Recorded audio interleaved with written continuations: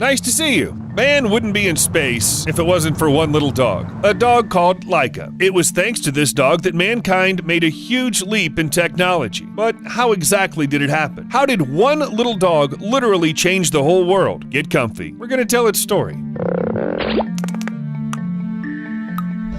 Before man went into space, scientists talked a lot about the dangers of such a flight. One theory was that human organisms can simply not withstand long periods of weightlessness, overloads, and other things. For several years, the scientific community had been arguing on the topic. American and Soviet scientists were experimenting, sending a variety of living things, from flies to monkeys. But it was Laika's heroic deed that people remembered most of all. Why? It was the only one who was deliberately sent to death. At the time, the USSR and the United States were actively competing in all spheres, including space. It was called the space race, and the heads of state would do anything to get there first, even to send a poor dog into orbit knowing that it wouldn't return. Some modern researchers believe that Nikita Khrushchev agreed only because he never had a dog. The decision was made in 1957, and the search for a suitable animal began. The spacecrafts at that time were not very spacious, so the dog had to weigh about 15.5 pounds and not exceed 14 inches at the shoulder. Biologists considered pedigree dogs too soft and recommended to use stray dogs that had passed the harsh survival school. As a result, future astronauts were recruited from the streets. Smooth-haired dogs were the best to install sensors, and spotted ones looked good on photos. 3 dogs were chosen from many others: Albina, Muka, and Laika. Dogs' names are Muha,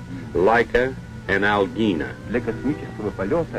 These dogs were especially trained with special equipment for their space travel. But the first 2 were rejected for various reasons, and Laika got her ticket, which you can't really call golden. But the choice fell on Laika because she showed better aptitudes during preliminary tests. It's amazing how the people involved in this project were able to do something like this. Sending a dog to a certain death requires iron nerves or no heart at all. However, the researchers weren't ruthless. One of them took Laika home for a bit during flight preparations. "I wanted to do something good for the dog," he remembered later. Would Laika have agreed to participate in all this if it understood what they were going to do to it? I don't think so. But the dog didn't have a choice. The surgeons implanted a breathing sensor on its ribs and a pulse sensor near its carotid artery. Laika had to go into orbit inside a capsule the size of a washing machine. This is the cabin for Laika.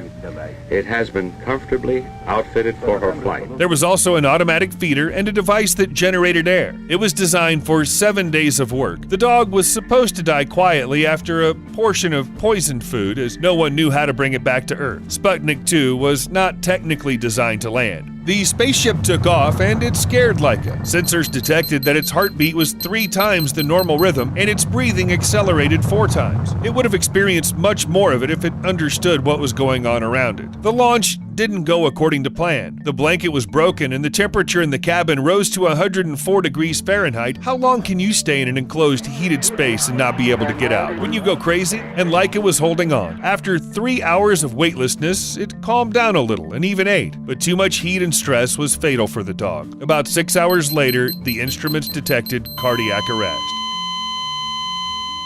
But that's not the end of the story. The Soviet Union just couldn't admit that Laika died before the deadline. That would have meant failure of the operation. And then a lie came to the rescue. Officials started claiming that the dog was fine, that it was still in orbit, and the media even published data on its condition. The official documents were falsified. Laika's death was only mentioned 9 days later. Everything goes according to plan. Yes, the dog died, but for a cause. Do you even want to send a man to space or not? It wasn't until 5 months later that the ship with Laika's remains aboard escaped from orbit and burned into the atmosphere, reliably destroying all evidence. Yes, the unfortunate dog continued to suffer inside a burning container even after death. And even if the world community was outraged by such a barbaric method of studying weightlessness, everything was quiet in the Soviet Union. In any case, no one took the risk of making official statements. After all, the main thing is the knowledge that people got. Now, mankind was convinced that a living being could carry overloads and be in orbit. Yuri Gagarin's flight into space was approaching.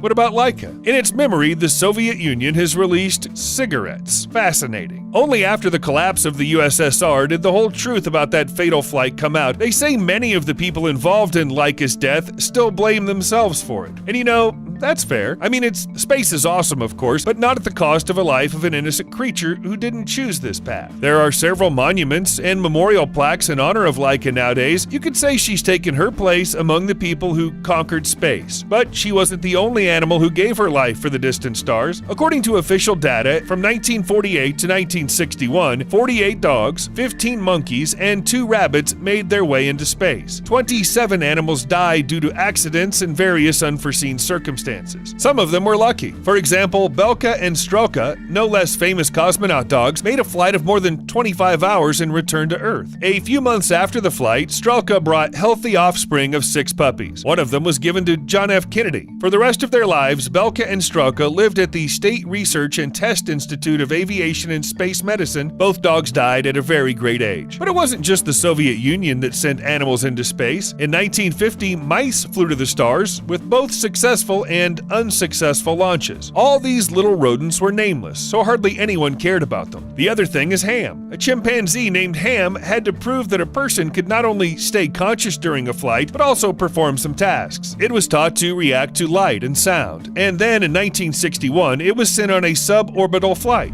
All 3 start panel lights are correct. Mercury go. And Laika lights on. T-minus 10, 9, 1 second. Lift off.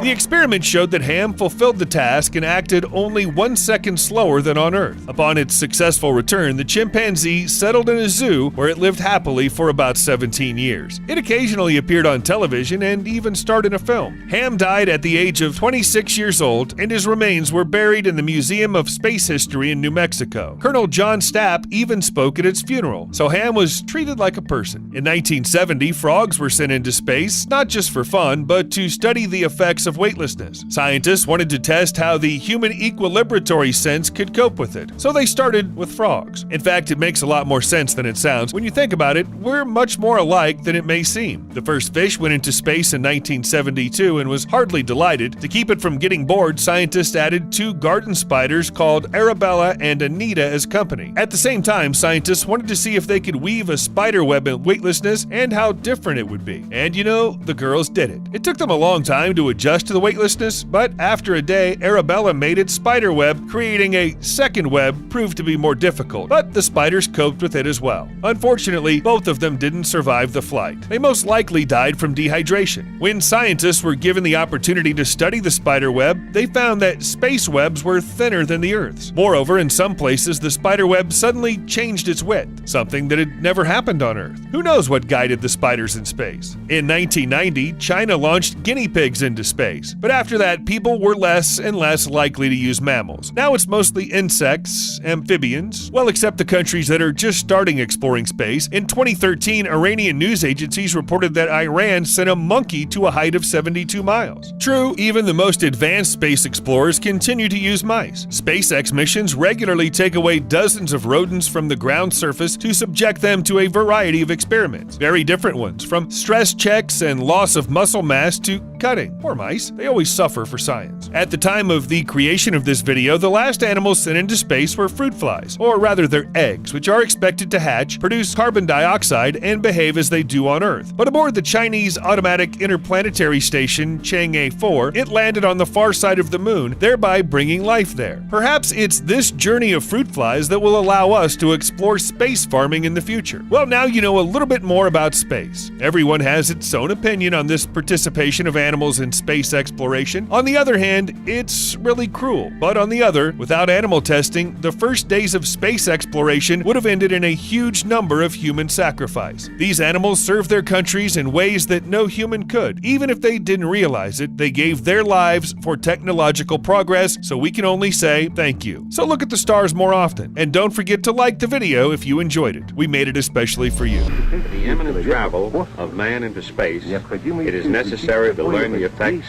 upon the living organisms during such a flight beyond the limits of the stratosphere. The animals are placed into special cabins. The cabin is placed in the nose of the rocket.